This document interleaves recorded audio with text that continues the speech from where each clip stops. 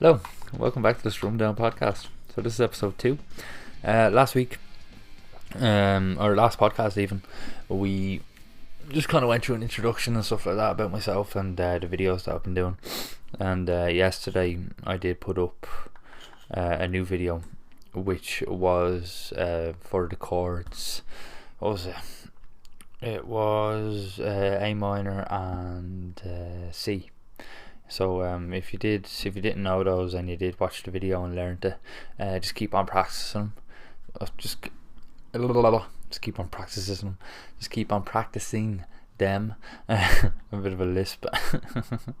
You never notice that you have a lisp, really. Like, I have a slight lisp, but I never really noticed it until I kind of like recorded myself. Now, it wasn't just from like recording myself recently.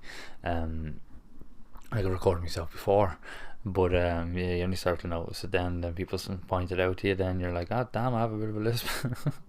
But it's not too bad anyway. Fuck it, if you have a lisp, fucking rock it. Yeah, so I did that video yesterday, and hopefully you'll all learn something good from it. You'll learn the chords, because they're very well known chords and they're used in a lot of songs. But today I just kind of wanted to, I don't know, talk a bit of shit, you know. I kind of wanted to go over, if you are a beginner of playing guitar, I kind of wanted to go over the kind of parts of the guitar and stuff. So usually in my videos there I play the acoustic guitar, and the acoustic guitar, so you have the body of it, which is the part that sits on your lap, like the main part with the hole in the middle of it. The hole is called the sound hole. It's pretty simple. And the bit that is on the body of the guitar, you'll see it on mine, it's black, and it's where all the strings go into. That's called the bridge, so the bridge of the guitar. And then obviously you have the strings, and the strings go right up, and the neck of the guitar, where the strings go over, is the neck of the guitar. It's pretty simple. And then the frets, as I said in the first video, so they're the little boxes, 1 up to like 22 and 24 on some guitars. And then the white bit at the very top of the neck of the guitar, just before you get to the headstock with all the tuning heads and stuff, that little white bit is called the nut, where all the strings sit into. And then the part where the strings connect to on top of the guitar, the bit where you can twist and stuff, they're the machine heads, or tuners, whichever you'd like to call them. And all that is on the headstock, which is the very top of the guitar if you're standing it up straight. And that's pretty much it. The only difference between acoustic and electric, based on like the names of the things and stuff, is that the electric guitar will have pickups instead of a sound hole, and it will also have a couple of switches, like turning knobs and switches to change from different pickups.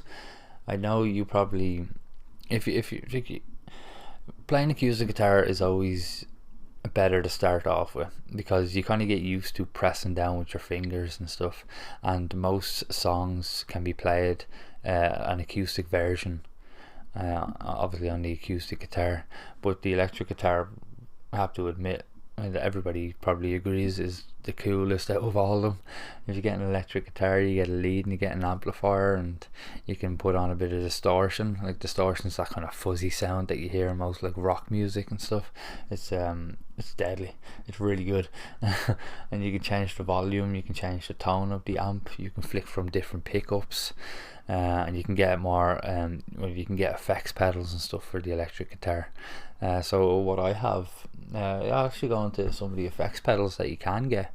And what I have myself, I have a couple of distortion pedals, which will be the ones like for rock music and stuff. I have a wah pedal, which is, it's kind of hard to describe. It's like wah, if you get me. Like, if you if you strum your guitar and it's like doom, go wah wah wah, and that doesn't do it any justice, so look it up. There's one that I use, it's called Crybaby, which is a great name for something called a wah pedal, and it's one of the most popular wah pedals that you can get.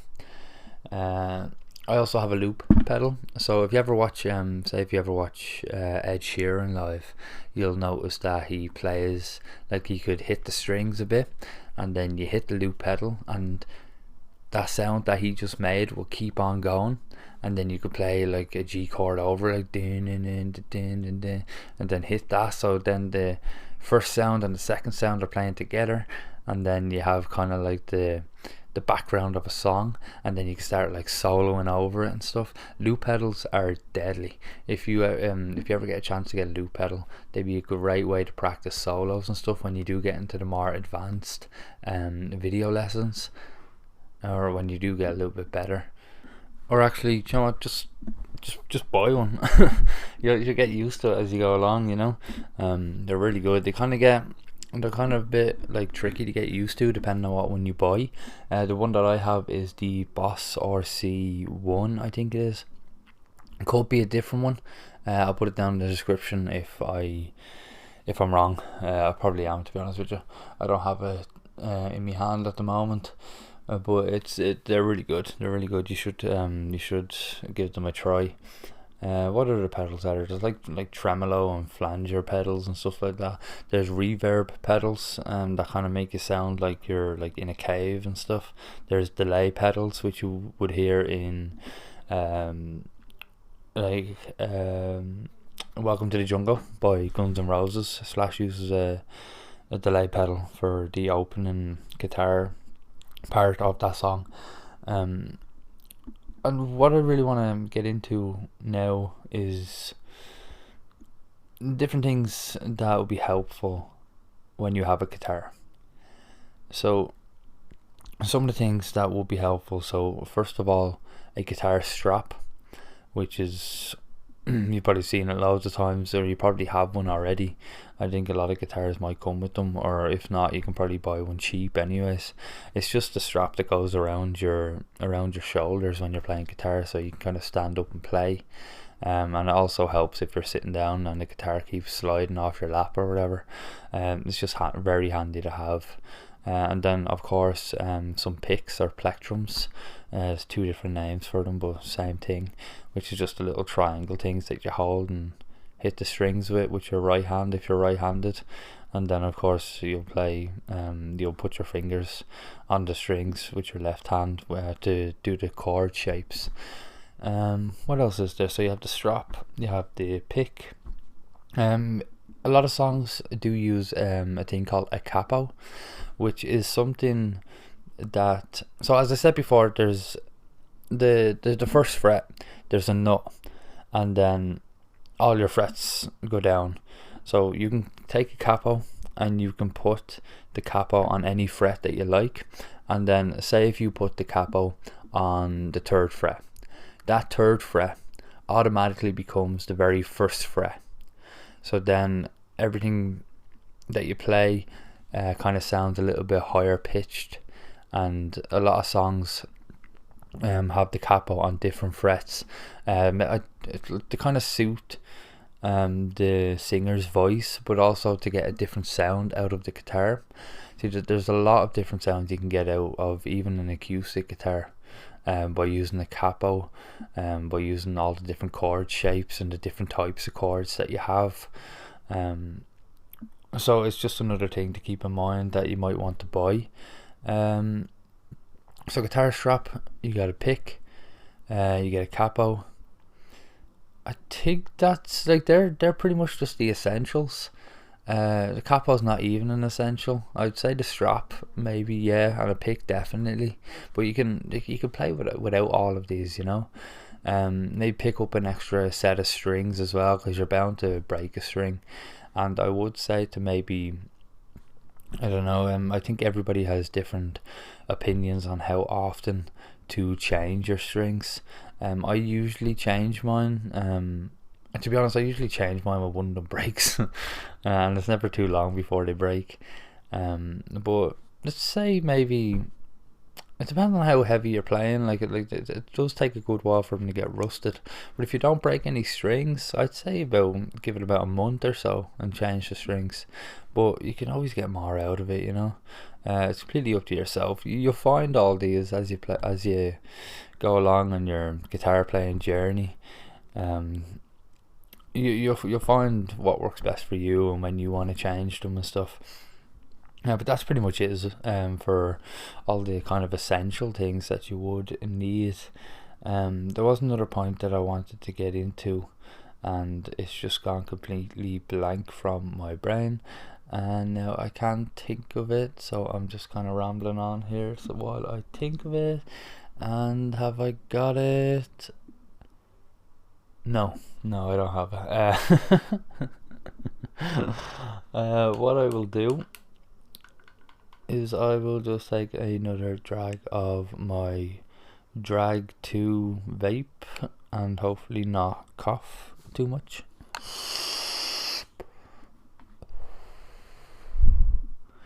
There we go. So actually next week on Monday I will be putting up another video. It might not be Monday, I'm not sure the exact order that I'm going to do them, but I will be showing how to play Knocking on Heaven's Door, which is pretty much just 3 chords.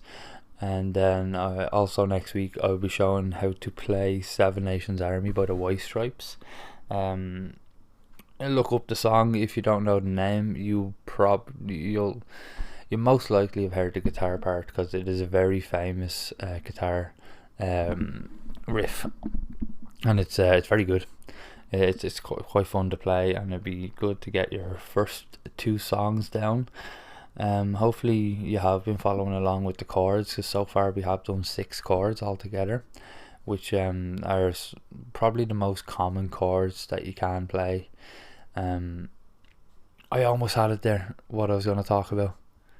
You know, when you almost have it in your head, you've almost got the pieces together, and it's about to come out of my mouth, but I can't get it.